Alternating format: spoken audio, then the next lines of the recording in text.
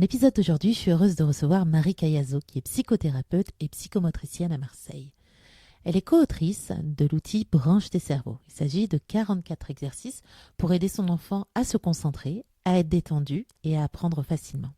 Elle est également autrice du livre Le guérissage, dans lequel elle partage les 4 étapes pour guérir d'un traumatisme et se renouer à soi-même grâce à la médecine. Et Marie, c'est aussi la thérapeute de notre famille. C'est elle qui nous accompagne quand il y a des gros cailloux sur notre chemin et qui nous permet de les déplacer pour pouvoir avancer avec confiance et assurance. Aujourd'hui, dans notre conversation, nous allons explorer ensemble comment cultiver la confiance et l'épanouissement chez nos enfants. Un objectif central pour de nombreux parents. Une discussion sans filtre, sans tabou, dans laquelle Marie te délivre d'énormes conseils pour accompagner ton enfant à grandir, à avoir confiance en lui et également à assurer ta posture de parent avec beaucoup plus d'assurance, de confiance dans toute ta parentalité. Un épisode passionnant, riche, qui emmène à beaucoup de réflexions intérieures. Donc je te souhaite une très belle écoute de mon épisode avec Marie Cayazo. Bienvenue dans Maman Sème, le podcast qui cultive le bonheur familial. Je suis Laetitia Hervy, coach et semeuse de bonheur familial. Et surtout, une maman comme toi. Ici, nous allons explorer des moyens de s'épanouir dans notre rôle de mère et de femme, tout en éduquant nos enfants sans s'épuiser ni s'énerver. Seule ou avec mes invités expertes, nous aborderons ensemble une multitude de sujets, de la parentalité à la gestion de la charge mentale, de l'épanouissement à l'organisation, en passant par le développement personnel. Alors si tu recherches des astuces pour une parentalité heureuse, tu es au bon endroit. Alors chère maman semeuse, installe-toi confortablement et prépare-toi à t'aimer pour semer. Bonjour Marie, je suis très contente de t'avoir sur le podcast Maman Sème. Alors avant qu'on commence notre échange sur la confiance envers les enfants, donc comment les accompagner pour avoir confiance en eux, j'aimerais que tu nous parles un petit peu de ton travail, de ton métier et qu'est-ce qui fait que tu en es arrivé à faire ce que tu fais aujourd'hui et à accompagner les familles et les enfants. Bonjour Laetitia, bonjour à tous, bonjour à toutes et bonjour les enfants. Comment on arrive à travailler avec des enfants? Alors moi, c'est vrai que ma formation de base, je suis kinésithérapeute, puis j'ai fait une formation de psychomotricienne, puis j'ai fait une formation de psychologue. Et tout le temps de ma formation, mon questionnement a été de comment ça fonctionne finalement, comment on arrive à imbriquer des perceptions corporelles, des perceptions psychiques, des perceptions émotionnelles au travers d'une expérience de vie. Et dans mon métier de psychomotricienne, qui est quand même celui qui m'a le plus accompagnée au cours de ma carrière, c'est vrai qu'on s'intéresse beaucoup au développement de l'enfant, au développement psychomoteur de l'enfant. Et c'est tout naturellement qu'en fait, on revient sur des bases fondamentales où je me suis rendu compte que quand même, il y a peu de soignants qui s'intéressent vraiment à l'enfance dans toute sa dimension psycho-émotionnelle. C'est-à-dire que il y a évidemment beaucoup de pédiatres, des pédopsychiatres qui vont s'intéresser à toute la sphère, soit physique, soit psychique. Mais cette imbrication entre les deux, moi, je suis diplômée depuis 25 ans. Cette articulation psychomotrice du corps et de l'esprit, chez l'enfant en tout cas, était peu présente dans les accompagnements de soins. Donc, j'ai proposé très tôt des soins, on va dire, psycho-émotionnels aux enfants autour des questions de l'endormissement, du trouble du comportement, de comment réagir, un petit peu dans la mouvance de la pédagogie positive et d'arriver à expliquer à l'enfant en fait l'intérêt de grandir en fait et en même temps l'intérêt aux parents de pourquoi et quel est l'intérêt de les laisser grandir aussi. Comment imbriquer un petit peu toutes ces deux notions. Et je me suis rendu compte que c'était peu présent auprès des thérapeutes. Donc, je me suis dit, il faut aussi que je puisse répondre à une demande parce que ça me plaît, parce que j'adore m'occuper des enfants, parce que je sens que c'est un truc hyper naturel chez moi. Et que probablement aussi, et ça c'est plus intime et personnel, ça vient réparer ma part d'enfant intérieur qui, moi, a été blessée dans mon expérience individuelle personnelle de traumatisme et quelque part réparer l'enfant que l'on a été, c'est aussi réparer les enfants que l'on rencontre. Merci. Effectivement, tu en parles dans ton livre Le guérissage, dans toute cette part-là qui est à réparer. Donc, si on rentre dans le cœur du sujet, j'aimerais déjà qu'on définisse un petit peu tout, parce qu'on parle donc souvent de confiance en soi, mais il y a aussi l'affirmation de soi, l'estime de soi. C'est quoi la différence? Qu'on comprenne bien de quoi on parle. Alors, ces notions-là, en fait, elles vont évidemment être imbriquées et être un petit peu interdépendantes les unes des autres. Mais si j'en reviens à une explication avec le corps, je dirais que finalement, la confiance en soi, c'est le mouvement, c'est la mise en mouvement. Quand un enfant naît, la mise en mouvement de l'enfant, elle va être très balbutiante au départ. Les mouvements sont pas coordonnés. Évidemment, le tonus de l'enfant fait que il n'a pas la capacité à avoir une préhension habile, à avoir une capacité à se déplacer, à se mouvoir, etc. Bah, pour la confiance en soi, on pourrait dire que sur la construction psychique de l'enfant, c'est un peu pareil. C'est-à-dire qu'en fait, c'est en train de se construire et ça va être une co-construction au cours de la vie de l'enfant. Quand les enfants viennent en consultation, mais même quand les adultes viennent en consultation, souvent je leur dis, la confiance en soi, c'est souvent une des raisons pour lesquelles les personnes viennent consulter, mais pour autant, c'est un peu la décoration du gâteau, comme je dis. C'est un peu comme quand on met la petite feuille d'or sur le petit glaçage chocolat. C'est-à-dire que on s'intéresse plus à la feuille d'or du glaçage chocolat qu'à la construction du gâteau elle-même. Ouais. Et nous, ce qui va nous intéresser, c'est plus la construction du gâteau, c'est-à-dire comment on arrive à avoir une confiance en soi solide, sécure et adaptée. Et là, du coup, on s'intéresse aux deux autres éléments qui sont l'estime de soi et l'affirmation de soi, qui vont être des éléments essentiels à la confiance en soi. Mais la confiance en soi, c'est vraiment un mélange de plein d'ingrédients qui vont donner le gâteau, qui vont permettre au gâteau d'être décoré, mais qui ne sont pas des préambules de départ. Préambule de départ, c'est quand même se sentir capable de. C'est s'estimer capable de. Et ça, c'est l'estime de soi. C'est ce dont tu as parlé tout à l'heure, c'est-à-dire c'est un petit peu comme comment je me vois. Et finalement, ça revient un petit peu à la même métaphore que je donnais au début du tout petit enfant. L'enfant, quand il sort du ventre de sa mère, il voit très mal. Il a une vision toute floue, sauf tout ce qui est près de lui. Il va falloir se rapprocher énormément pour que le sens visuel de l'enfant soit adapté et efficient.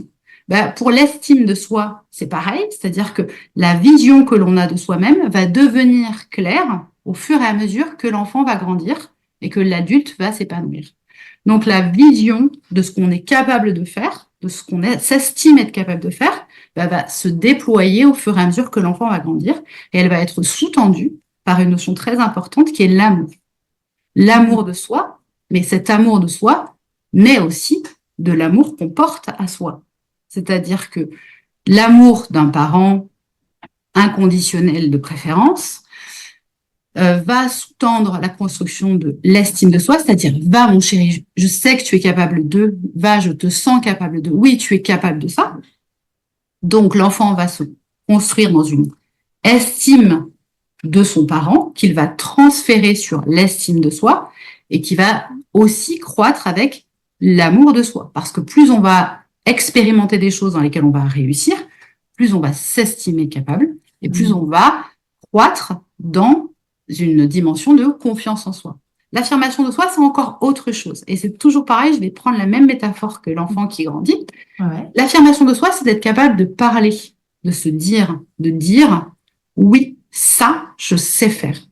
Ça, je peux le faire. Et donc, il y a une différence entre se sentir capable de, ça c'est l'estime de soi, comme je dis, mais se dire capable de. Et là, quand on se dit capable de, c'est qu'on vient encore plus appuyer l'estime de soi. C'est-à-dire qu'on s'affirme en disant, ça, je sais faire. Et c'est un petit peu quand l'enfant dit à son parent, je veux, par exemple, je sens que je suis capable de manger tout seul, mais mon parent, parce qu'il aime bien se sentir aussi indispensable, parce qu'il aime pas qu'il y ait des choses par terre, parce qu'il aime pas que on soit sale, il va bloquer un petit peu l'estime de soi, parce qu'il va dire non, mais j'aime bien pouvoir continuer à lui donner à manger parce que j'aime bien me sentir indispensable auprès de cet enfant. Donc, il va continuer à vouloir nourrir son enfant quand l'autre va lui taper sur la main, bloquer la bouche ou tourner la tête. Eh bien, ça, c'est de l'affirmation de soi et c'est que le job est en train d'être fait de manière très performante, c'est-à-dire que l'enfant sent qu'il est capable de faire quelque chose, mais qu'on ne le lui laisse pas faire, donc il va s'affirmer pour faire comprendre aux parents, laisse-moi faire ça, j'en suis capable. Et tout ça, si le parent le comprend dans un dialogue tonico-émotionnel, dans une communication non verbale, eh bien, il va y avoir un ajustement, un accordage émotionnel. Là, le parent va pouvoir lâcher une partie de l'estime de l'enfant en lui, qui va permettre à l'enfant de s'affirmer et de lui rendre la capacité de manger tout seul. Et toute cette co-construction va permettre évidemment à l'enfant de gagner en confiance en lui. Il faut savoir que le parent est quand même très souvent un grand frein à la construction et de l'estime de soi et de l'affirmation de soi. Combien de fois j'ai des enfants en consultation qui arrivent et le parent choisit ses vêtements parce que non, mais il aime pas trop quand les averses ne sont pas bien déparées, ne sont pas trop jolies, parce que il peut pas prendre la douche, non, parce qu'il risque d'être un petit peu sale au niveau des cheveux. Il coupe, oui, mais il risque de se couper avec le couteau, donc je coupe à sa place. Et donc tous ces mouvements-là sont des moments où le parent vient freiner en fait l'affirmation de soi et donc l'estime de soi et donc la confiance en soi. Alors on comprend bien qu'il y a une bonne intention derrière, c'est que l'enfant soit propre, c'est qu'il se fasse pas mal avec un couteau, c'est que il ait des jolis vêtements. Oui, mais en fait c'est sa vie en fait, c'est à lui. S'il a envie de s'habiller moche avec du violet et du marron, c'est pas grave, on va survivre. Une journée, on va lui dire, tu sais, tu aurais pu choisir d'autres couleurs, regarde. Mais si finalement lui c'est un original et qu'il a envie de mettre de l'orange avec de l'abricot et du vert. En fait, on va aussi développer sa créativité, son sens individuel. En fait, c'est pas un clone, en fait. C'est pas un mini-vous en construction, c'est un individu en construction. Et donc, oui, il va falloir qu'il tâtonne sur ses choix de couleurs, sur ses choix de vêtements. Et après, on me dit, oui, il arrive à l'adolescence, il se met que en jogging. Oui, tu l'as jamais appris à choisir ses vêtements. Donc, forcément, oui, il arrive, il se met ce qu'il trouve, quoi, ce qui est confort, ce qui est adapté. Mais, en fait, toute cette construction de l'enfant, elle commence le premier jour, en fait. C'est-à-dire que, alors évidemment, quand l'enfant a 3 mois, on va pas lui dire qu'est-ce que tu veux mettre et choisis tes vêtements. Enfin, je veux dire, en fait, non. Et puis, on peut très bien lui dire, en fait, aujourd'hui, il fait froid, tu as le choix entre 2 trucs. On peut aussi analyser le choix. On n'est pas obligé d'un coup de dire, fais ce que tu veux, mets ce que tu veux, mets comme tu veux, parce que sinon, il serait capable de se mettre en maillot de bain au mois de janvier parce que c'est joli, quoi. Non. En fait, on va aussi canaliser et cadrer. On peut très bien cadrer, mais donc donner un choix limité, mais on peut très bien donner un choix. En fait, ce que je dis souvent aux parents, et ce que je dis aux enfants, c'est toi, t'es le chef de tes doudous. Papa et maman, c'est les chefs de la maison. Mais en tant que chef, on peut très bien donner des grandes lignes de conduite, des grandes visions pour l'enfant. En lui disant, voilà, là c'est l'hiver, donc tu vas te mettre des vêtements qui sont adaptés à la saison, donc je vais t'apprendre, ça c'est les vêtements adaptés. Dans ce lot-là, vas-y, exprime ta créativité, choisis, fais ce que tu veux en fait. De la même manière que si les cheveux sont un peu sales parce qu'il s'est un petit peu mal lavé les cheveux le soir, c'est pas grave en fait. L'essentiel c'est cette mise en autonomie où petit à petit, si l'autonomie est donnée au fur et à mesure des capacités de l'enfant, c'est-à-dire de sa capacité à décider pour lui-même et à faire des choix, en fait, ça se fait très naturellement. Après, au fur et à mesure, on va dire, oui, ça, je peux lâcher, ça, je peux lâcher, ça, je peux lâcher. C'est-à-dire que on peut pas lâcher un enfant du jour au lendemain en lui disant, écoute, voilà, maintenant, ça y est, t'es rentré en 6e. Tout ce que j'ai fait avant, je le lâche, je te débrouille-toi, vas-y, maintenant, t'es en 6e. On se retrouve avec des enfants qui n'ont, du coup, aucune confiance en eux, aucune estime d'eux-mêmes, aucune affirmation d'eux-mêmes. Tout simplement parce qu'on a tout fait pour eux jusqu'à présent. Alors, oui, c'est pour leur montrer qu'on est des gentils parents et qu'on les aime beaucoup. Mais en fait, les aimer, c'est aussi les rendre autonomes. C'est aussi leur dire, je sais que tu es capable de faire ça. Combien de fois j'ai pu dire à mes enfants, en fait, c'est pas mon problème, ça. Oui, tu sais, Kevin, il m'a dit ça dans la cour et machin, il m'a dit ça et moi, en fait, j'étais pas d'accord. Ouais, mais en fait, c'est pas mon problème, ça. Parce que quand on dit Kevin, machin. Alors, toujours, on va venir pondérer cette phrase en fonction d'évaluation. Est-ce qu'il y a des notions de harcèlement, de maltraitance, de malveillance, aussi bien de la part de l'adulte que de la part de l'enfant? Ça, c'est notre premier job. À partir du moment où on a écarté des mécanismes qui sont, entre guillemets, de harcèlement ou de maltraitance, on va dire à l'enfant, en fait, tu sais quoi, te débrouiller aussi dans la cour et t'affirmer parce que tu es un individu qui mérite d'être affirmé, parce que moi j'ai confiance en toi, parce que moi je t'aime, parce que je sais que tu es capable de t'affirmer, c'est le job de parent de lui dire, en fait, mon gars, débrouille-toi, C'est à toi de le faire, ça. Moi, je m'assure de la sécurité générale et toi, tu t'occupes de ce qui se passe dans la cour de récré. Parce que aujourd'hui, ce qu'on entend aussi, c'est parfois un excès inverse où le parent se mêle de tout ce qui se passe dans la cour de récré. Et ben, c'est pas possible, en fait. On peut pas être derrière son enfant en permanence pour gérer à sa place des petites problématiques individuelles. Alors évidemment, encore une fois, je pondère ce que je dis. C'est d'abord si on a évalué que la situation n'est pas une situation de harcèlement, de maltraitance et de violence. C'est d'abord ça qu'on va faire. Mais si c'est Kevin, il voulait pas se mettre à côté de moi à la cantine parce qu'il préférait être à côté de Mathéo et que du coup Mathéo il m'a tiré la langue parce que Kevin il s'est mis à côté de lui. Bon voilà, si on est sur des choses comme ça, bon, on va dire tu sais quoi, débrouille-toi en fait. C'est pas mon problème ça. C'est pas mon problème. Alors même si ça fait serrer le cœur de maman, je sais très bien. Oui, ce petit Mathéo, j'aurais bien lui casser la gueule parce qu'il a tiré la langue à mon fils. Bien sûr, ça c'est on va se le garder, on va fermer sa bouche parce que en fait c'est juste la vie et que combien de fois vous avez des individus qui vont vous faire des gros yeux ou vous insulter au volant de votre voiture alors qu'en fait on est dans notre droit et qu'on va pas à chaque fois aller jouer des points où on va être capable aussi de lâcher sur ces choses-là.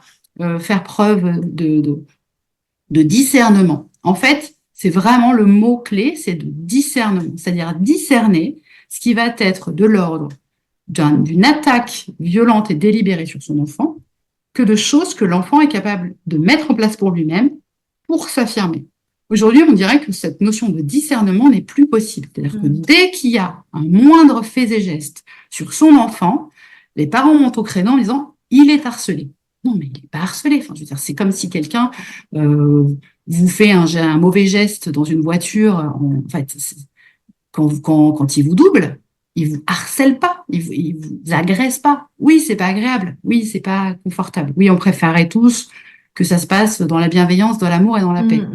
On habite Marseille, ça se passe pas toujours comme ça en voiture.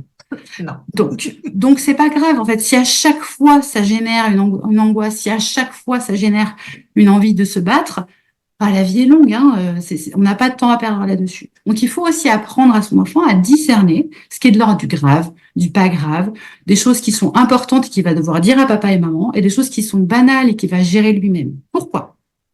Parce que si nous-mêmes on n'est pas capable de faire preuve de discernement, l'enfant on sera encore moins capable. Et donc, cette capacité à venir distinguer qu'est-ce que je dis à papa et maman quand c'est grave et qu'est-ce que je leur dis pas, c'est essentiel de le faire dans la petite enfance parce que c'est vital à l'adolescence. Parce que si vous n'avez pas fait comprendre à votre enfant que vous allez prendre des dossiers dont vous allez vous occuper et que vous allez le laisser se débrouiller avec certains dossiers parce que vous aurez fait preuve de discernement, lui, il vous dira rien. Parce qu'il dira de toute façon, dès que je lui donne un dossier, mon parent se croit dans l'obligation de le régler pour moi et je peux jamais montrer que moi aussi je suis capable de me débrouiller pour moi. Donc du coup, il dit rien. Et on se retrouve, alors là pour le coup, dans des situations dramatiques de harcèlement où l'enfant n'a pas alerté suffisamment tôt ses parents parce que tout simplement, il a rien dit, parce qu'il a dit, je leur dis rien parce que de toute façon, dès que je leur dis quelque chose, ils montent au créneau et ils en font tout un plat, toute une histoire. Ouais. Ou alors au contraire, dès que je leur dis, ils font rien et ils n'activent aucun levier. Il faut savoir que le plus essentiel, c'est la cohérence. Si on dit qu'on va monter au créneau, on monte au créneau. Si on dit ça, je m'en fous, c'est pas mon problème, on s'en fout et on n'y va pas. C'est-à-dire qu'on doit obligatoirement être cohérent vis-à-vis de l'enfant en disant ça, si c'est mon problème, je m'en saisis et je vais aller au bout de ce problème. En revanche, ce problème-là, je m'en saisis pas parce qu'il n'est pas important. Ça, c'est ton problème. C'est toi qui vas le régler parce que j'ai confiance en toi et parce que je t'aime.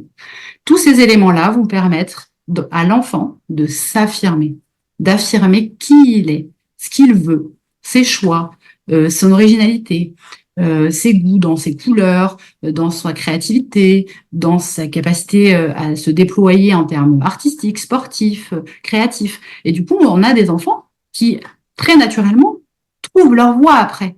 Parce que c'est ça, en fait, le but. Il faut comprendre que la construction, par exemple, d'un projet professionnel, ça se construit pas à 18 ans. Hein. Ça se construit pendant 18 ans. C'est pas du tout pareil. C'est pas à 18 ans. C'est pendant 18 ans. C'est-à-dire que les 18 premières années de la vie de l'enfant, c'est vers quoi tu as envie d'aller. Dis-moi, choisi. Et pour qu'on sache vers quoi il a envie d'aller, ben, il faut le laisser exprimer son originalité, sa créativité, donc ses choix dans des couleurs étranges quand il s'habille, donc sa manière de dessiner ou sa façon d'écrire, ou sa façon de parler, ou sa façon d'écouter de la musique. Si systématiquement dans la voiture, on met sa playlist de musique qu'on aime bien et qu'on, voilà, en fait, c'est pareil, c'est, dis-moi ce que t'aimes, fais-moi écouter des trucs. Ouais, bien sûr, il y a des trucs qui vont pas du tout nous plaire parce que, ben, il y a un gap de génération et qu'il y a des trucs où on va dire, bon, franchement, là, moi, c'est du bruit. Bon, allez, on va écouter un peu, mais c'est un peu pénible. Et en fait, l'idée aussi, c'est de mixer des choses, de dire, en fait, moi, j'aime bien écouter, je sais pas moi, YouTube, par exemple, c'est mon cas. Et du coup, ils ont dit, ah ouais, c'est sympa ce truc, bah, on va écouter nous aussi, en fait. Et à l'inverse, ils m'ont fait découvrir énormément de musique que je connaissais pas et que j'adore. Et qu'en fait, du coup, bah, on se mélange nos playlists sur les comptes de musique parce que, ben, on se découvre, en fait. Ah ouais, t'aimes bien ça. Ou alors, il y a des musiques que moi, je déteste et qu'eux, ils adorent. Ma fille adore Billie Eilish, par exemple. Moi, je trouve que c'est horrible. Et ben, elle va écouter, et puis moi, je vais lui dire, moi, non, pas du tout. Et puis d'autres où, moi, j'adore le reggae, et elle va me dire, ah, non, ouais, c'est le reggae, pas du tout, ça m'intéresse pas. Ok, pas de problème, en fait. Mais en construisant des choses, euh, ils vont explorer. Et en plus, c'est pas grave si jamais elle aime Billie Eilish et que c'est une musique qui est triste à mourir. Je me dis pas forcément, oh là là, ma fille est suicidaire et elle est triste et elle est en dépression, quoi. Non, c'est une musique, en fait. Moins on va accorder de l'importance à ces choses-là en disant, bah, en fait, ça passe. Nous aussi, il y a des fois où on écoute des musiques et puis qu'ensuite, on les aime plus ou ça nous saoule, ou voilà, on évolue. Il faut pas stigmatiser les choses ou dramatiser les choses. C'est des choses qui passent, qui évoluent. Donc, l'idée, c'est de l'envisager comme des expériences, c'est-à-dire cette construction du projet professionnel qui dure 18 ans, bah, va passer par des expériences où l'enfant va dire, bah, j'aimerais bien être footballeur, par exemple. Bah, ok, mais laissez-le, en fait. Il verra bien dans sa vie si ça lui plaît pas. Ok, mais en fait, ne le prenez pas pour argent comptant en disant, ok, c'est sa vie, c'est son choix, etc., c'est son objectif. Bon, il y en a certains qui ont une vocation très, très tôt. Tant mieux, c'est quand même pas le plus courant. Donc, laissez-les expérimenter des voies et ne prenez pas ces voies pour vous. C'est pas votre vie, en fait. S'il veut être footballeur professionnel, croyez-moi, il le sera. Parce que s'il le décide et s'il pense que c'est son projet professionnel et que c'est sa vie, il le fera. Griezmann en est l'exemple parfait d'un type qui n'avait rien sur le papier pour être footballeur professionnel parce qu'on lui disait qu'il était trop petit, parce qu'on lui disait que ça n'allait pas, parce qu'on lui disait que son talent n'était pas suffisant, parce qu'on lui disait ci, parce qu'on lui disait ça. Force est de constater que ces individus se sont un petit peu trompés au regard de la carrière de l'individu. Donc en fait, si un individu est décidé dans une voie, il ira au bout. Donc, s'il vous dit qu'il veut être chanteur, ne croyez pas qu'il faut que vous l'inscriviez à tout et que vous passiez. Ce sera son chemin. Ce sera son affirmation. Vous allez simplement dire, moi, je crois en toi, de toute façon. Je crois en toi en tant que chanteur. Je crois en toi en tant que footballeur. Je crois en toi en tant que auteur, compositeur, interprète, artiste, peintre, médecin, chirurgien. Je crois en toi. Point. Je crois en toi. Donc après, Et toi, là, crois on en va toi. les aider quand même. On va leur donner peut-être des Oui, ressources, mais on va pas faire à sa stages. place. Oui. Mm. C'est ça la différence. C'est, on va pas faire à sa place. On va pas être proactif dans, OK, il m'a dit qu'il voulait être chanteur, donc je vais l'inscrire dans ça, dans ça, dans ça, dans ça. Laissez émerger le désir. Laissez-lui vous demander, maman, j'aimerais que tu m'inscrives à ça. J'aimerais que tu m'aides à ça. Ou alors dites-lui, mon chat, si tu as besoin que je t'aide, que je t'inscrive, que je te soutienne, que je te fasse aucun problème, je suis là. Mais ne le faites pas à sa place. D'accord. Ah ouais. Laissez émerger les choses. C'est pas à vous de construire sa vie. C'est à lui de la construire. Vous, vous êtes derrière en co-construction en disant, dis-moi ce dont tu as besoin, je mettrai en place. Voilà. Dis-moi ce que tu veux. Et moi, je suis ton petit exécuteur. En fait, il faut se mettre à leur service et pas à l'inverse. C'est pas nous qui devons Mm. décider de la voix. Par exemple, s'ils veulent être chanteurs, par exemple, ben, c'est pas à nous de d'écrire la voix. C'est leur voix. C'est leur voix VOIE, c'est leur voix VOIX. Mais des fois, ils n'ont pas toutes les informations Non, mais ils sont tout à fait en capacité, si on laisse émerger les choses, d'aller chercher l'information. En fait, plus on va leur donner les clés de dire, en fait, c'est quoi? Moi, je crois en toi, je sais que tu vas y arriver. Donc, dis-moi comment tu veux t'y prendre. Explique-moi ton projet. Explique-moi ta construction. En fait, c'est de leur faire parler Ouais. la matérialisation du projet. Et donc, après, une fois qu'ils vous parlent de la matérialisation du projet en vous disant, en fait, j'aimerais bien trouver, je sais pas, moi, une école ou un truc, ou machin. Ok, est-ce que tu veux qu'on regarde ensemble? Oui, non, ok, on regarde ensemble si tu veux. Mais pas regarder à sa place et lui dire, voilà ce que j'ai trouvé. Non, faites avec, co-construisez. Alors, évidemment, là, on mélange plein de tranches d'âge parce que Ouais. c'est valable pour des enfants de 15-16 ans, n'est pas valable pour des enfants de 4-5 ans. Hein. Mon fils, une fois, m'avait dit, tu sais, j'aimerais bien que tu m'inscrives au rugby cette année, mais j'aimerais bien que tu m'inscrives pas à l'école, par contre. Alors, Ça va être un petit peu compliqué, en fait. C'est-à-dire qu'il y a des choses qui sont pas négociables. Oui, en fait, on va pas négocier tous les ans. L'inscription, c'est jusqu'à 16 ans, point. Voilà. Donc ça, il n'y a pas de discussion, il n'y a pas de négociation, il n'y a pas de co-construction, c'est point. Voilà. Donc, tous les ans, jusqu'à 16 ans, tu vas y aller. Et le rugby, si tu veux y aller, évidemment, tu iras. Si tu veux plus, tu iras plus. Mais il y a un truc qui est pas obligatoire et il y a un truc qui est obligatoire. Donc après, justement, j'ai une question, tiens, qui me vient. Dans les activités, et c'est ce que je retrouve souvent sur le groupe des mamans que j'accompagne, la tribu Maman Sème, où il y a cette question dont mon enfant n'a plus envie d'aller à l'activité. Mais qu'est-ce qu'on fait, voilà, quand c'est comme ça? Alors, j'ai pas de réponse systématique là-dessus, parce que ce problème va arriver dans toutes les familles, 100% des fois. On va en fait évaluer ce que ça génère chez votre enfant. C'est-à-dire si c'est j'ai pas envie d'y aller.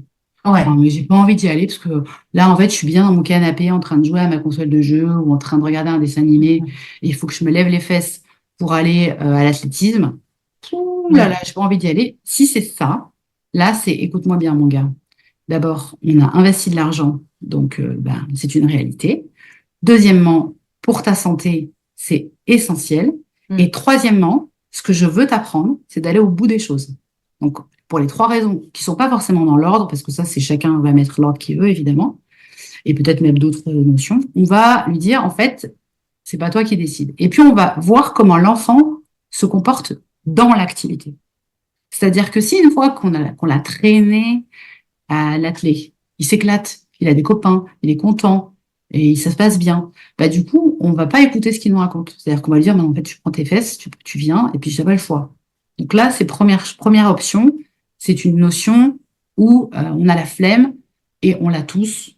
Oui, et toute personne qui a fait une activité sportive se dit, oh là là, mon Dieu, je me suis engagée, oh là là.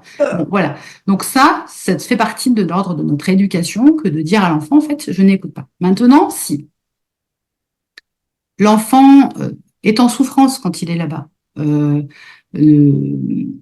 moi, par exemple, c'est arrivé à une de mes filles d'aller faire de l'aviron. Et moi, je ne voulais pas l'inscrire au départ parce que je trouvais que l'environnement, c'est un peu militaire. Il y a des exigences dans ce club qui sont extrêmement poussées avec des exigences de championnat du monde, de championnat de France, etc. C'est le club de l'Estac. Et où, du coup, je savais que l'entraîneur allait avoir des exigences auprès des enfants qui allaient être très importantes. Mais où elle tenait, elle voulait absolument y aller. Donc, on a inscrit et elle a commencé. Et en fait, pendant plusieurs mois, comme elle savait qu'en plus on ne voulait pas l'inscrire, elle a tenu pour pas se mettre en porte-à-faux vis-à-vis de nous. Sauf qu'à un moment donné, elle a craqué. Et elle s'est mise à pleurer en disant, en fait, j'y arrive pas.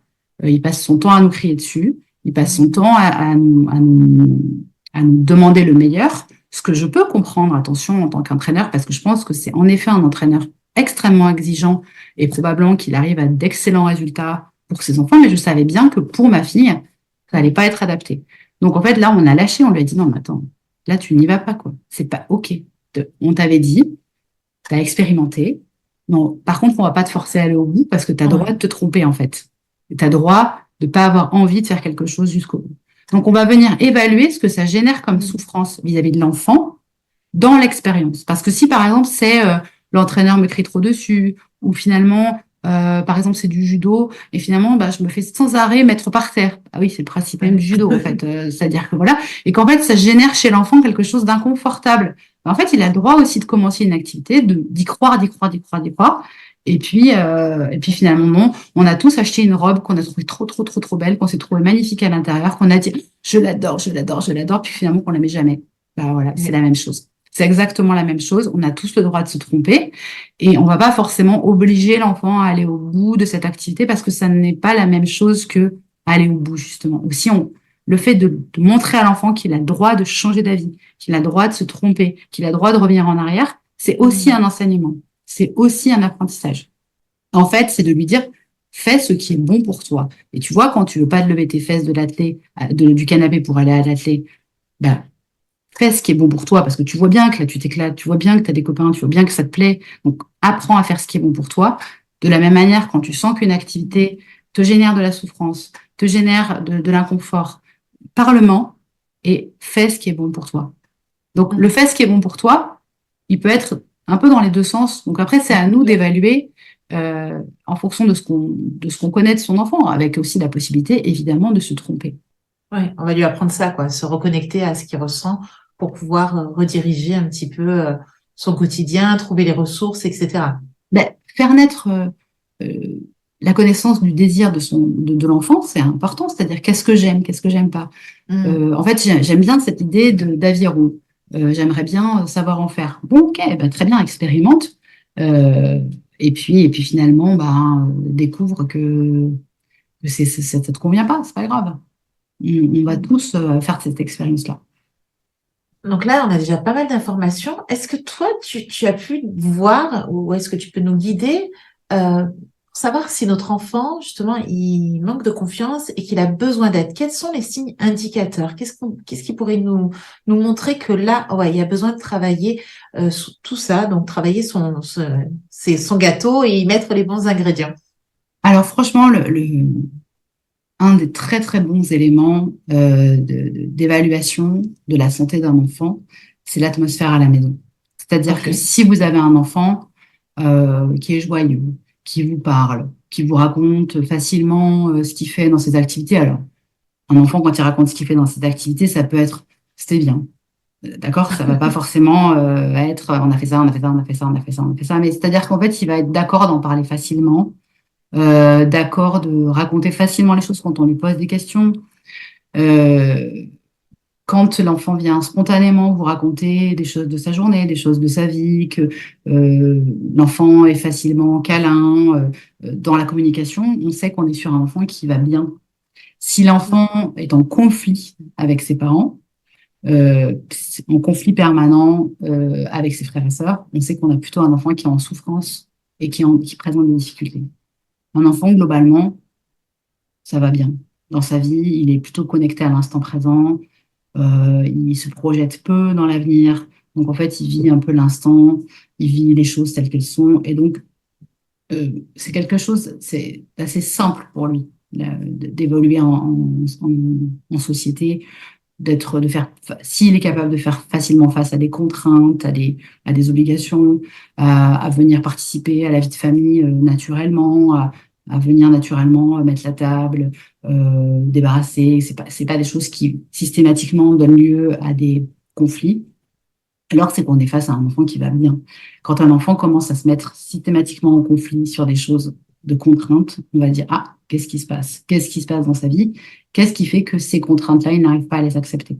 Qu'est-ce qui, dans le dialogue parental, achoppe et qui est souvent source, en fait, de manque de confiance? C'est-à-dire que l'enfant estime qu'on ne lui fait pas suffisamment confiance. Ok, donc si par exemple je dis à mon enfant, est-ce que tu peux mettre la table et qu'il va me dire non et j'ai pas envie et que là il va y avoir un conflit, Hmm. donc il y a peut-être quelque chose à travailler au niveau Ah oui, de la confiance et le fait de lui faire confiance. exactement. En fait, l'enfant va manifester dans la résolution des tâches quotidiennes euh, quelque chose de l'ordre de la confiance en lui dans la relation.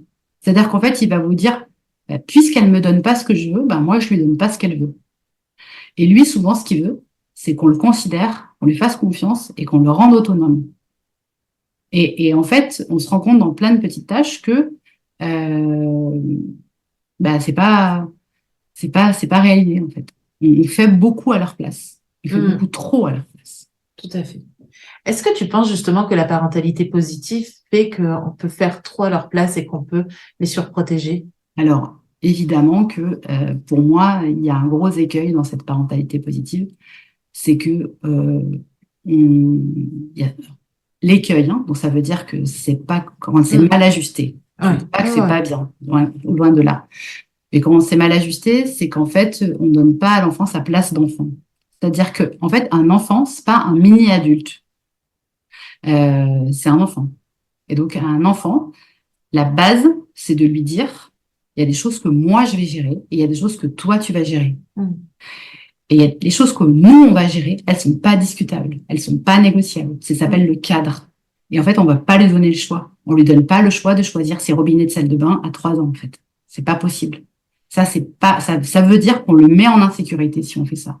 Ça veut dire que sans arrêt, on pense qu'on a besoin de lui pour décider des choses dans notre vie. Non, les robinets de la salle de bain, en fait, ça va être moi qui vais les décider parce que j'ai un budget, parce que j'ai une idée de la déco, parce que j'ai, en fait, voilà, c'est que à 3 ans, on décide pas des robinets de sa salle de bain, point, et on décidera des robinets de sa salle de bain quand on construira sa maison, et point final, en fait. C'est qu'éventuellement, on peut choisir 2, 3 stickers, mais il y a des choses aussi qu'on va garder nous en contrôle. Bah, parce qu'en fait, nous, on a une vision globale de là où on veut aller que lui n'a pas. Et c'est ce problème-là, pour moi, dans la parentalité positive, c'est qu'on fait croire à l'enfant que c'est lui qui a la vision globale.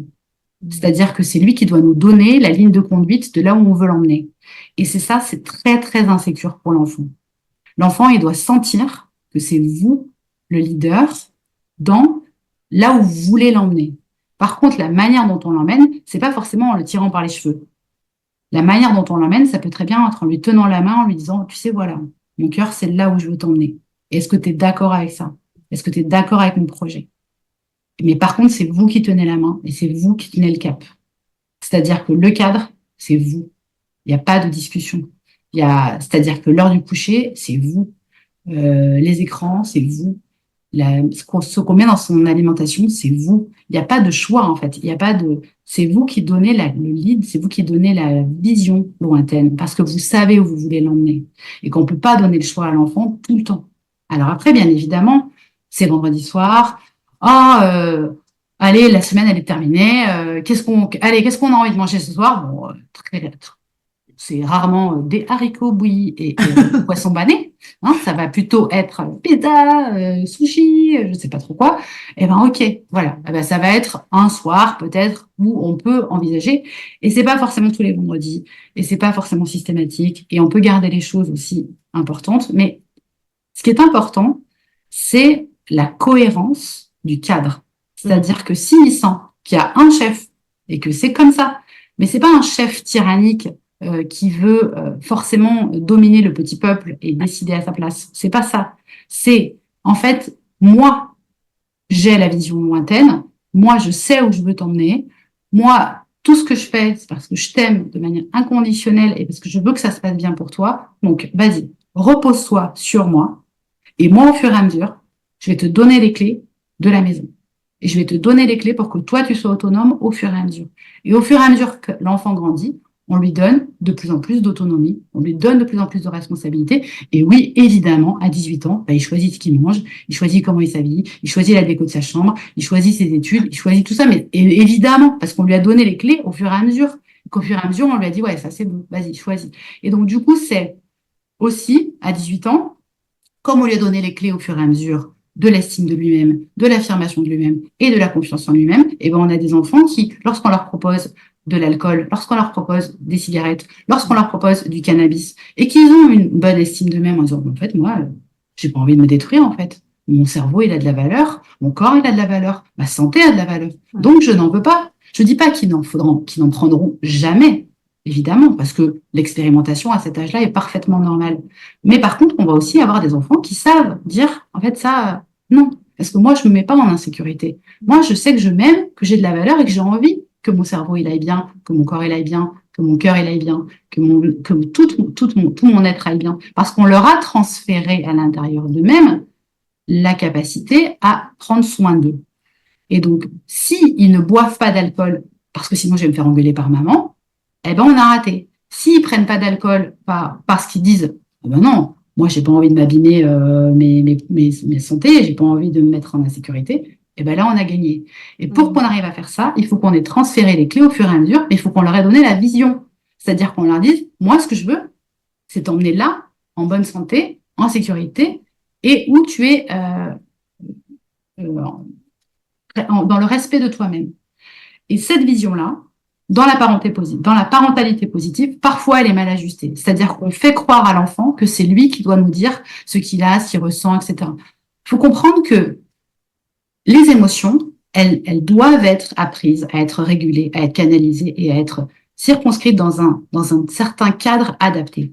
Par exemple, si l'enfant passe en permanence à exprimer ses émotions et qu'en permanence, on passe notre temps à l'écouter et à valoriser ce qu'il dit, etc. En fait, on ne lui apprend pas, quand par exemple, il est en cours de maths, que Jasmine, elle a été insupportable à la cour de récré et que du coup, il se retrouve à côté de Jasmine en cours de maths et que du coup, il continue la dispute de la cour de récré dans le cours de maths. Et ben en fait, on ne lui rend pas service parce qu'on a fait croire à cet enfant que l'expression de ses émotions, c'était tout le temps, n'importe quand, à chaque fois que ça avait du sens. Ben non, en fait, en cours de maths, ce qu'on te demande, c'est d'écouter ce que dit le prof de maths. Et que tes émotions, il faut que tu sois en capacité de les mettre de côté pour régler le conflit avec Jasmine à un autre moment. C'est-à-dire, il faut que l'enfant soit capable de différer son état émotionnel. Et cette capacité à différer, malheureusement, parfois n'est pas suffisamment mise en avant dans la parentalité positive. C'est-à-dire, dire à son enfant, en fait, là, non, c'est pas le moment, en fait. Là, juste, tu ne traverses pas la route et en fait, il n'y a pas de, je m'en fous en fait, que tu sois d'accord, pas d'accord, que tu exprimes ton mécontentement ou que tu veuilles traverser. En fait, non. Là, il n'y a pas d'explication, il n'y a pas de mots, il n'y a pas de terme, stop. Et il faut que quand on dit stop, l'enfant comprenne qu'il n'y a pas de négociation. C'est parce que c'est pas qu'on ne veut pas l'écouter, c'est pas qu'on s'en fout de son émotion, c'est qu'on lui dit, diffère là. Et cette capacité à différer son état émotionnel, c'est vital. C'est vital parce que, bien, dans la vraie vie, on n'est pas toujours écouté dans notre besoin émotionnel, et qu'il faut être capable de le différer pour pouvoir l'exprimer dans un cadre adapté, sécure et dans lequel on sera entendu. C'est pas que ça n'a pas de valeur. C'est juste qu'il faut être capable de l'intérioriser à un moment donné pour le ressortir à un autre moment. On peut pas tout le temps mettre en avant toutes nos émotions et que tout le temps elles vont être écoutées et que tout le temps elles vont être entendues. Ça n'est pas vrai. C'est-à-dire, on peut très bien dire à son enfant, là, c'est bon, j'ai compris, oui, on en parlera plus tard. Mais par contre, il faut en parler plus tard. Oui, bien sûr. C'est-à-dire que si on leur a dit, il faut tout le temps être cohérent. Mais être capable de différer notre état émotionnel, c'est absolument vital. C'est-à-dire que quand on vient d'avoir une nouvelle et que à ce moment-là, on doit faire notre job, eh ben, il faut qu'on soit capable de le mettre de côté. Alors, bien évidemment, tout dépend de la nouvelle, on est tout à fait d'accord.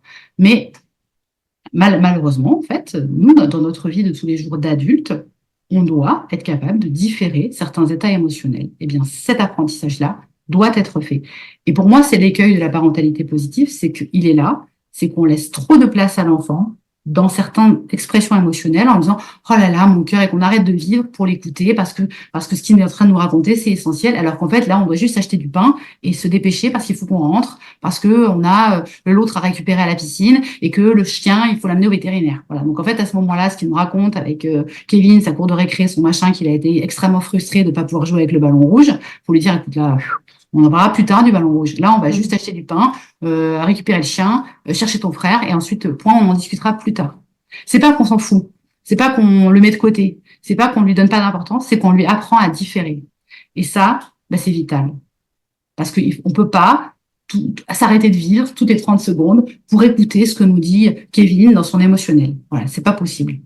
On doit tous être capables de différer ce qu'on ressent et de faire preuve, en fait, d'un minimum de sang-froid, de rétention de l'information émotionnelle pour pouvoir le retraiter à un autre moment. Ça me parle carrément.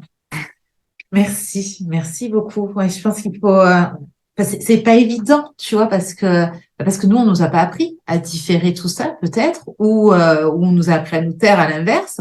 Donc, on sait pas faire. Pareil pour la confiance. En fait, moi, je vois beaucoup de mamans que j'accompagne, qui disent, je manque de confiance en moi. Et comment on fait justement pour aider son enfant à avoir confiance en lui ou l'aider à différer ses émotions, alors que nous-mêmes, on en est incapables.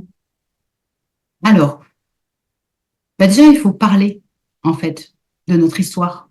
Ouais. C'est-à-dire que parfois, moi, je viens plutôt d'une génération où on m'a trop appris à différer mon émotion.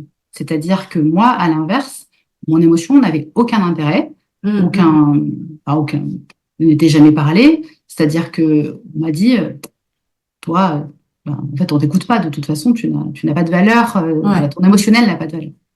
Donc, je viens plutôt d'une génération où on n'a pas du tout donné la place à mon émotionnel. À l'inverse, encore une fois, au cours de ces 25 années de travail en libéral et d'accueillir des familles, je vois partir dans l'excès inverse où Mm. l'enfant n'a pas sa place d'enfant, où on ne lui donne pas une ligne de conduite, où à l'inverse, on laisse trop de place à son émotionnel et à ce qu'il ressent et à ce qu'il pense, etc. Donc on peut très bien lui dire, tu sais, moi je viens d'un monde où on m'a pas trop donné la place. Peut-être que là, je te donne un peu trop la place pour qu'on trouve un peu un équilibre parce que en fait, on s'entend pas là. Tu vois, notre relation, elle est pas basée sur le respect. Ce mot-là, il est absolument central.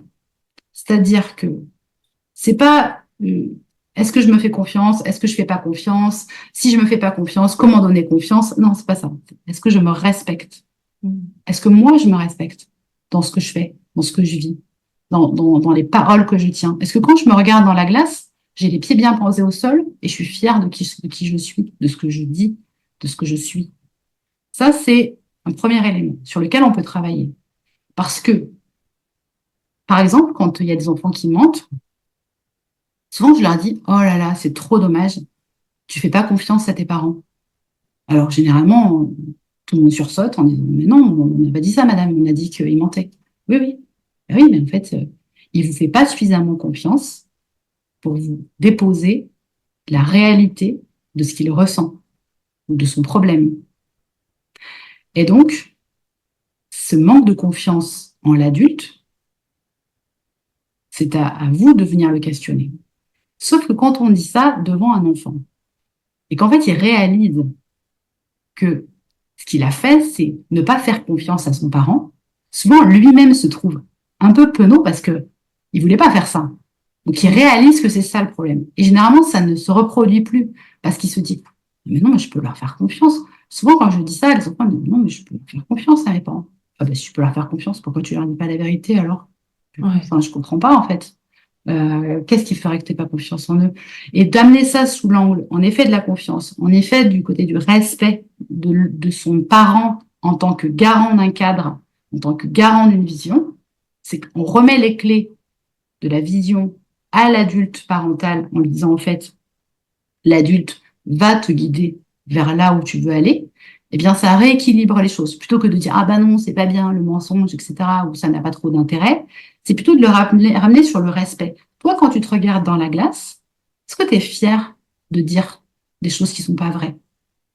Ressens les choses. Est-ce que quand tu dis ces phrases-là, toi, tu es content de toi? Est-ce que ça te plaît? Regarde-toi bien dans le miroir. Est-ce que toi, tu es fier de dire des choses qui ne sont pas réelles? Qu'est-ce que ça te fait? Pourquoi tu voudrais dire des choses qui sont pas réelles? Dans quelle mesure c'est douloureux pour toi la réalité? C'est sur ça qu'on va travailler, mais on va pas s'arrêter au truc de c'est bien, c'est pas bien en fait. Ça n'a pas trop de sens. C'est comment tu te respectes. Quand on va aussi sur des chambres pas rangées, par exemple, de nos enfants. Mm. Alors il faut être quand même tolérant parce que on a des esprits chez nos enfants aujourd'hui qui vivent dans une espèce de, de, de désordre qui, eux, est totalement organisé. Ouais. Donc, il va falloir qu'on tombe d'accord sur, en gros, l'hygiène. Parce que c'est ça qui nous pose C'est problème. eux, c'est leur âge qui fait que c'est un désordre ordonné ou c'est dû à quelque chose, je sais pas, les écrans ou... Alors, non, en fait, c'est que moi, souvent, je leur dis, en fait, ta chambre, cet espace-là qui t'appartient, ne m'appartient pas, c'est le reflet de ce qui est à l'intérieur de toi. Ouais. Donc, en fait, c'est juste de constater que ça, c'est à l'intérieur de toi. Et donc, c'est à toi de t'assurer que ce qui est là reflète bien l'intérieur de toi. Est-ce que toi, tu te respectes? Si ton intérieur est comme ça, est-ce que toi, tu te sens respecté? Est-ce que toi, tu te respectes? Et dans quelle mesure tu respectes aussi l'environnement familial? Parce que dans certains cas de désordre, il y a aussi de la saleté. Et où, du coup, la saleté va diffuser dans les autres espaces de la pièce. Parler en consultation l'autre fois de fourmis qui étaient dans les chambres, parce que du coup, mais c'est intéressant sur le plan psychique, du coup, d'aller expliquer que du coup, on diffuse de la saleté ailleurs pour faire comprendre qu'on est là. C'est-à-dire qu'on diffuse par la saleté. Et donc, c'est plus de leur faire intégrer le fait que peut-être tu peux montrer que tu es là autrement. Est-ce que quand tu diffuses sur l'extérieur de la saleté, tu es fier de toi, que tu trouves que toi, tu es content d'être perçu comme celui qui diffuse des fourmis dans la maison. Ouais. C'est pas de dire... Parce que si on continue à dire « Ah, range ta chambre, c'est insupportable, c'est sale, range ta chambre », en fait, on ne sera pas entendu. Et ça c'est totalement creux, totalement inutile. Par contre, si on lui dit « Voilà, viens avec moi, viens, alors on s'assoit. Ok. Est-ce que ça te plaît de vivre là? Est-ce que toi, tu es content, en fait? Alors, ils peuvent vous dire oui par provocation, hein. On est parfois avec des adolescents, donc faut faire preuve de beaucoup d'humour aussi avec eux. C'est-à-dire que parfois, on les prend à l'autodérision. Ah, mais moi, je pense qu'il manque un petit peu de saleté quand même. Il faudrait qu'on vienne rajouter 2-3 trucs. Ah, j'ai une idée. Viens, on écrase les cornflakes. Viens, on en met un petit peu partout pour être sûr que là, parce qu'on a que les fourmis, peut-être qu'il y a des cafards. Comme ça, les cafards mangeraient les fourmis. Et du coup, ça serait un peu équilibré parce qu'on pourrait faire un petit zoo ici. On mettrait les fourmis là, les cafards là. Donc, il faut le prendre aussi un peu avec de l'autodérision et de leur dire, en fait, après, le truc, c'est que les cafards, ils vont marcher partout, ils viendront aussi dans ton lit, hein, il faut le savoir, parce que ils aiment beaucoup ce qui est très espace confiné, donc surtout sous l'oreiller ou dans la couette, ça, ils adorent. Donc, tu vas avoir aussi mais comme après, tu auras les cafards, tu auras aussi des araignées qui vont venir, parce que ça, les araignées, s'il y a des fourmis et des cafards, alors là, on est de combo, elles vont venir, ça va être génial. Donc, fais-leur un petit nid peut-être à droite de l'oreiller ou peut-être à gauche, parce que du coup, il y aura le garde-manger des cafards. Donc, je sais pas, qu'est-ce que tu préfères, en fait? Et en fait, c'est de les amener à réfléchir là-dessus, sur ce qu'ils veulent pour eux, en leur réexpliquant que cet espace, c'est à eux. C'est leur propre projection de leur intériorité. Alors oui, ça va prendre un petit temps de venir se poser, de rigoler un peu, de faire de l'humour. Mais alors, je vous dis, dans 100% des cas, la chambre, elle est rangée dans la seconde qui suit où on sort de la chambre. Parce que, en fait, ils comprennent là où on veut aller. Ramenez-les sur cette histoire de vision, de là où on veut les amener. On veut pas qu'ils rangent leur chambre. On s'en fout qu'ils rangent leur chambre.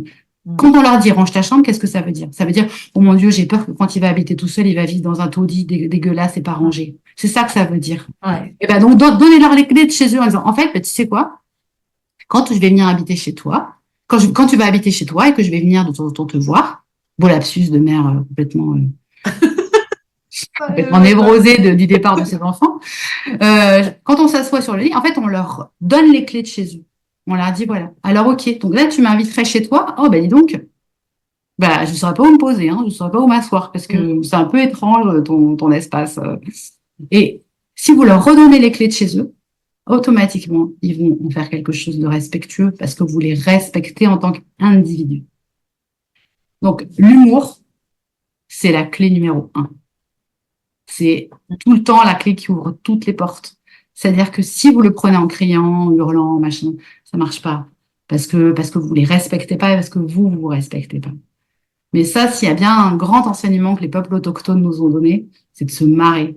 Parce que les peuples autochtones, c'est des gens qui ont une capacité de résilience extraordinaire dans leur capacité de guérison, qui se sont fait massacrer depuis plus de 8000 ans, qu'on a des traces de peuples autochtones encore vivants sur Terre, où on les a exterminés, assassinés, amené des épidémies, amené des guerres, amené de machin. Et en fait, la première chose que vous faites quand vous les voyez, c'est que vous vous marrez, parce qu'en fait, ils sont hyper simples, hyper accessibles, ils sont d'un drôle incroyable, parce que ben c'est cool, life is a joke. En fait, tu vas voir, on va pas rester longtemps, en fait. Ça passe très très vite. Donc, vas-y, marre-toi un coup. La chambre, elle est pas rangée. Viens, on rigole un coup sur la chambre, elle est pas rangée, parce que évidemment que ça nous énerve. Évidemment qu'on aimerait que ce soit propre. Évidemment qu'on aimerait que le linge il soit lavé et que ce soit à peu près en ordre, parce que on se dit, oh là là, mon Dieu, quand ils vont habiter seuls, qu'est-ce que ça va être? Comment ils vont se débrouiller? En fait, ils vont très très bien se débrouiller. Tu sais quoi? Parce que tu leur as donné toutes les bases. Donc, détends-toi. Ça va vite passer. Et quand bien même il habiterait dans un taudis, bah, tu sais quoi? C'est chez lui. Ouais, c'est garder cette vision, ce cap, accompagner son enfant tout au long de son enfance jusqu'au moment où il quitte le foyer, mais tout en s'amusant, tout en mettant du fun, de la joie et pas être cette mère sérieuse. J'ai l'impression aussi, tu vois, qu'avec la parentalité positive, on peut se mettre énormément la pression Ah ouais. et beaucoup de sérieux, etc. Alors qu'on peut très bien s'en amuser tout en gardant ce cadre et ce cap hein, là. Life is a joke. Ouais. C'est vraiment, pour moi, c'est ce que je me répéterai en boucle facilement. C'est, en fait, en gros, quand un enfant vient au monde, on a, allez, 16 ans. Allez, 16 ans, 17 ans devant nous pour lui dire, voilà où j'aimerais que tu ailles. Ouais. Voilà. Chaque année qui passe, c'est un an de moins. Et en gros, on a 17 ans pour lui dire, voilà, ce qui serait cool, ce serait que tu sois un adulte qui respecte des valeurs d'honnêteté, de respect, de, de, de bienveillance, d'écoute. Et en fait, ben, je vais t'emmener là. Donc, se poser la question par rapport à la confiance, c'est d'abord se dire, moi, en tant qu'adulte, où j'en suis dans ma vision pour ma vie? Quelle vision j'ai pour moi, en fait? Parce que si ma vision, c'est d'être parent, ben, c'est dommage, en fait. Parce que ma vision, c'est plus que ça. C'est pas être parent, c'est être un individu. Qu'est-ce que je veux pour moi? Bien sûr que la notion de parent va faire partie de notre individualité. Mais c'est pas que ça. On est aussi l'enfant de nos parents, on est aussi le parent de nos enfants, mais on est aussi un être adulte. Qu'est-ce qu'on veut pour nous? C'est quoi le cap de ta vie? C'est quoi ton objectif? Et si nous, on s'est pas posé cette question, alors c'est vrai que c'est assez difficile de donner un cap à son enfant. Donc, avant de parler pédagogie positive ou parentalité positive, posons-nous la question de quel adulte j'ai envie d'être? Quel parent j'ai envie d'être? Quel enfant j'ai envie d'être? Quel cap je donne moi à ma vie? Et c'est vrai que pour moi, en tant que thérapeute, ce qui guide ma vie, et c'est tout le temps ce que je dis en consultation, en thérapie, en cours, mes étudiants me l'ont encore dit, en fait, je leur dis, mais kiffez la vie. La vie, c'est de la joie. Allez toujours là où vous vous mettez en joie. C'est ça le kiff. On n'est pas là longtemps. On est là que quelques années. Et encore, certains, malheureusement, partent encore plus vite que ce qu'on avait pensé. Donc, kiffe, vis chaque instant, vis, profite. C'est pas long, en fait. Franchement, 17 ans pour accompagner un enfant, c'est pas long. Quand tu sens que tu es dans le dur, que ils se dorment pas, etc. Dis-toi que c'est pas long. Dis-toi que ça va vite passer, en fait, que garde ton cap. Ton cap, c'est la joie. Il n'y a rien de définitif. Laisse passer les choses en disant, en fait, prends le léger, prends le cool. Et c'est pas grave. Si il redouble son CP, bah, c'est pas grave, en fait. Il fera autre chose. La vie, c'est pas un métier. La vie, c'est pas de l'argent. La vie, c'est pas ça, en fait. La vie, c'est la joie. Si t'as pas de joie dans ta vie, t'as raté ta vie, en fait. Voilà. Quel que soit ton métier. Peu importe ce que tu fais dans la vie, si t'es pas dans la joie, ben, c'est trop dommage, quoi. En tout cas, moi, c'est le message que j'aurais envie de dire, c'est mon parti pris. Je dis pas que j'ai forcément raison, mais je dis pas que c'est la seule vision. En tout cas, moi, c'est ce qui m'anime, en disant, mais fais ce qui te plaît. C'est pas long. On passe, on est une comète, quoi. Bah, si c'est pour t'embêter, pas être heureux, c'est dommage. Voilà. C'est vraiment dommage. Ouais. Moi, ce que j'entends aussi, c'est qu'en fait, ce qu'on essaie d'apporter à notre enfant, c'est déjà se l'apporter à soi-même. Et c'est vrai que, tu vois, moi, je suis beaucoup dans la parentalité positive et j'accompagne là-dedans et on connaît tous les principes, etc. Et on veut accompagner son enfant dans l'autonomie. Mais en fait, je pense que tout ça, finalement, c'est déjà peut-être pas approprié soi-même. Et l'objectif, c'est de se reconnecter déjà à tout ça pour remettre un petit peu plus de fun et pour pouvoir mieux accompagner ses enfants. Je sais pas ce que tu Oui, en et puis, penses. bien sûr, et puis de dédramatiser vraiment, Mm. c'est pas grave en fait. Enfin, malheureusement, je vis moi, je m'occupe du psychotrauma et donc, oui, il y a des moments où je suis dans le dur avec des patients où là, c'est grave. Ouais. Et là, c'est très, très difficile de se connecter ou de se reconnecter à la joie parce qu'ils vivent des choses extrêmement douloureuses, Mm. extrêmement difficiles. Donc, c'est vrai que quand on parle de chambre pas rangée, quand on parle il met du temps un petit peu à s'endormir ou voilà, où il s'est un peu disputé avec machin à la cour de récré, on souffle un coup, on rigole, on dit, ouais, allez, c'est pas grave, ça va passer en fait. Ouais. C'est difficile, mais c'est pas grave. C'est difficile, mais c'est pas grave en Mm. fait. Mm. Voilà. J'aimerais qu'on revienne dans des situations qu'on peut rencontrer en tant que parent avec des enfants. Par exemple, enfin, c'est des situations qu'on retrouve sur le groupe La Tribu Maman Sème. Des enfants qui vont dire, mais je suis nulle, je suis pas capable, j'y arrive pas. Donc là, comment on fait? Comment on réagit? Comment on peut l'aider? Est-ce que ça vient de faire travailler peut-être des choses aussi à l'intérieur de nous? Alors, moi, généralement, je dis toujours la même chose, c'est, oh là là, trop dommage que tu penses ça. Moi, je pense pas du tout ça. Ouais. En fait, on va pas nier ce que dit l'enfant. Parce que Ok, l'enfant, bah, il ouais. ressent ça, donc on lui dit pas, bah non, voilà. Mais souvent, je dis, ok, tu penses ça, ok. Bah, c'est dommage. Moi, je pense pas ça, en tout cas. Mais après, tu peux le dire, hein. Après, si ça te fait plaisir de le dire, si tu penses que c'est intéressant ou que tu peux rien, bah, dommage. Parce que d'abord, tu peux le changer. Tu peux penser autrement. Tu peux dire autre chose. Et puis, moi, en tout cas, je pense autrement pour toi et j'aurais envie de dire autre chose pour toi. Hmm. Puis c'est un peu facile parfois de se mettre en position de victime de soi-même. Et donc, c'est Ouais. aussi de les ramener sur toujours ce respect de soi, en fait, de l'autonomie et d'être d'être fier d'être qui on est. Hmm. C'est, ben, en fait, si tu veux te mettre en victime, ok, c'est ton problème, en fait, c'est pas le mien. Moi, je dirais pas ça de toi, mais c'est dommage. Voilà. Ouais. On revient dans l'amour de soi. Ouais, on revient dans l'amour Ouais. de soi. C'est-à-dire, on peut pas nier que l'enfant exprime ça à un moment donné. Mais voilà, après, on peut tous aussi s'être dit à un moment donné, oh, je suis nulle. Ouais. Ok. Bon, après, c'est pas très grave. C'est quand c'est récurrent, on peut se dire, qu'est-ce qui fait que tu penses ça de toi, en fait? C'est bizarre, parce que moi, je pense pas ça de toi. Donc, Ouais. toi, explique-moi, en fait. Explique-moi, toi, euh, pourquoi tu penses ça de toi. Et est-ce que c'est la même chose pour des enfants qui, justement, par exemple, qui vont faire un puzzle et qui vont dire, ah ben non, ben j'y arrive pas, tu vois, et qui vont avoir peur de l'échec, peur de se tromper, qui vont demander que le parent fasse à leur place. Est-ce que ça va être la même démarche? Est-ce que ça va être leur dire, mais moi, je sais que tu es capable? Alors, sur certaines choses, on peut leur dire, est-ce que tu as la bonne méthode? Est-ce que tu sais, comment on fait un Hmm. puzzle? Est-ce que tu sais comment t'y prendre en fait? Explique-moi comment tu t'y prends. En fait, il faut comprendre que là, on parle pour le coup des apprentissages.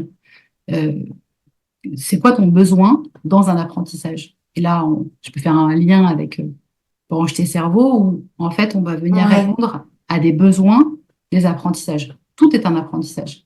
Faire un puzzle, c'est un apprentissage. Faire son lit, c'est un apprentissage. Mais aussi prendre la parole en classe, c'est un apprentissage. Donc, tout est apprentissage et dans chaque apprentissage, de quoi tu as besoin?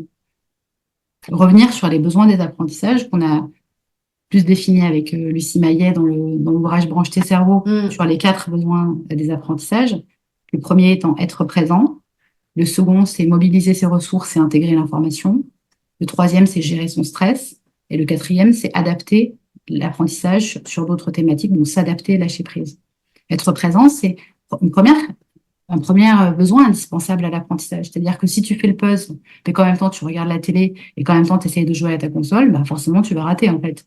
Donc explique-moi comment tu te mets en place pour faire le puzzle. Donc, si tu penses que toi, tu vas savoir faire quelque chose sans être présent, tu vas te tromper. Le premier élément. Deuxième chose, c'est un apprentissage ne peut être pertinent que s'il s'agrège à un autre apprentissage.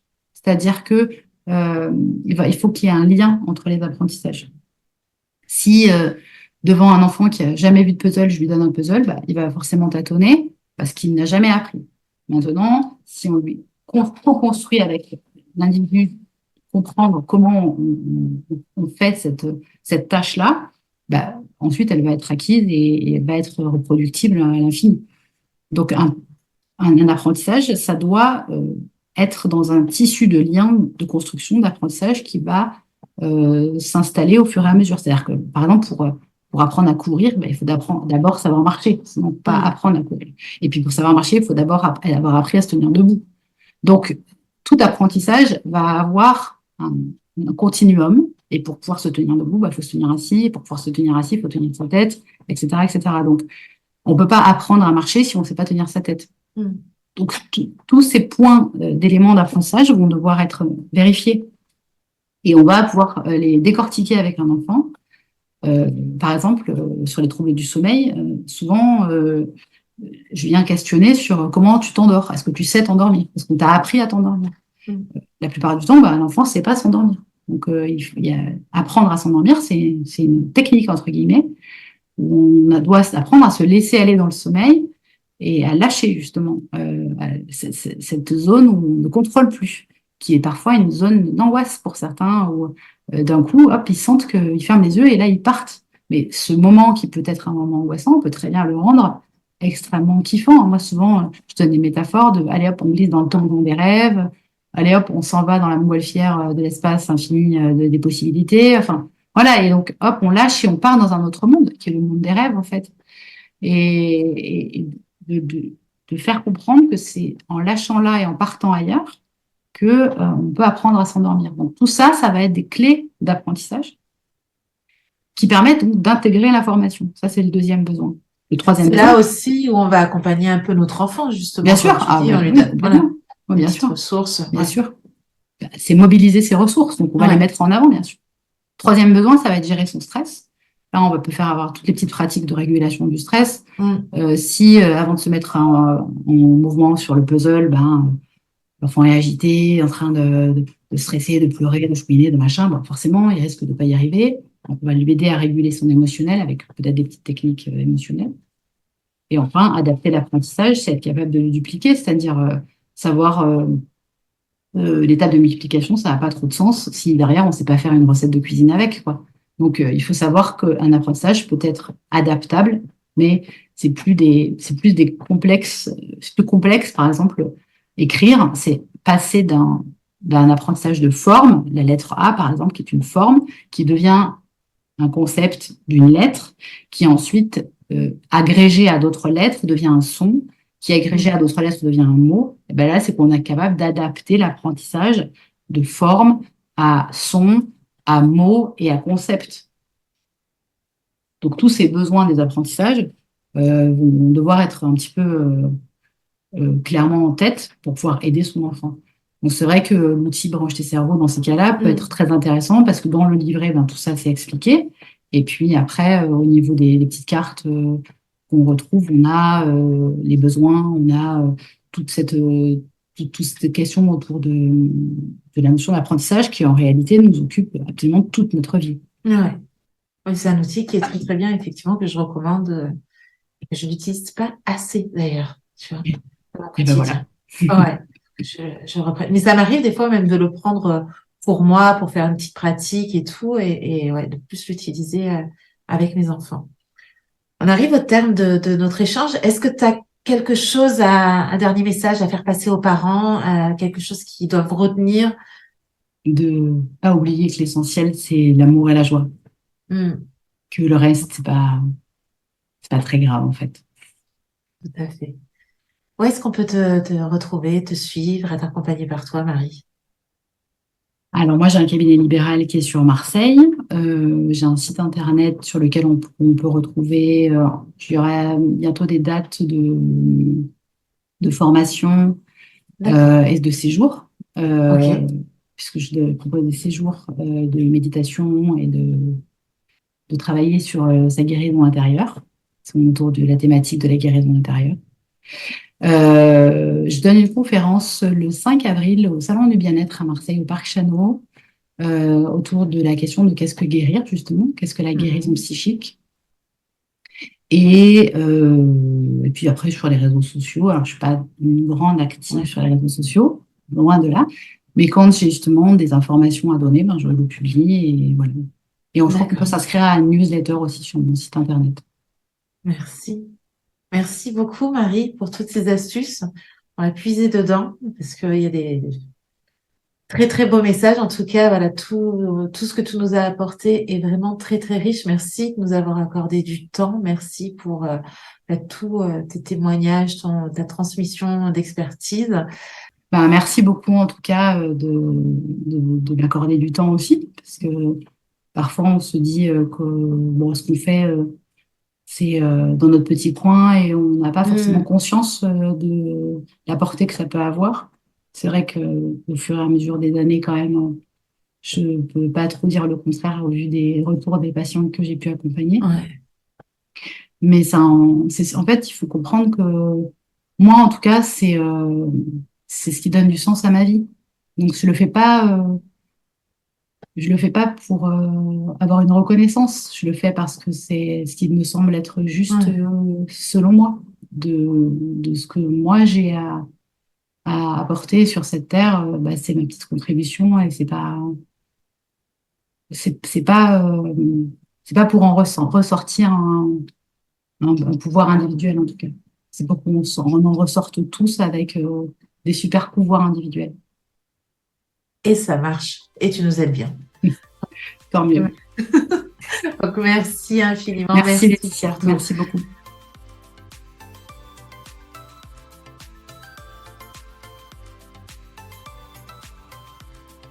Merci d'avoir écouté cet épisode jusqu'à la fin. Tu retrouveras toutes les notes de cet épisode sur le blog. Je te mets le lien dans le descriptif de cet épisode. Un grand merci également de soutenir Maman Sème en t'abonnant sur ta plateforme d'écoute et en mettant une note et un commentaire. Cela m'aide énormément. Tu peux aussi partager Maman Sème à toutes les mamans qui auraient besoin d'entendre ces paroles douces et bienveillantes. Et puis, si tu as l'impression que ton quotidien de maman ressemble à un château de cartes prêt à s'effondrer, je t'invite à rejoindre la tribu Maman Sème. C'est un petit cocon de transformation pour retrouver l'équilibre familial. Je te mets toutes les infos dans les notes du podcast. Allez, à bientôt!